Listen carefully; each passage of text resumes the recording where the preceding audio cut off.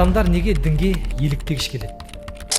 Зайырлы, еркін ойлы адам ретінде көзқарасым, сенімнің ең үлкен мақсаты қорғау мен қолдаудан ғана тұрады деп ойлаймын. Адамдар дінге басына қиындық түскен кезде, қорыққанда, өзіне сенімсіз бола бастаған кезде ғана келеді.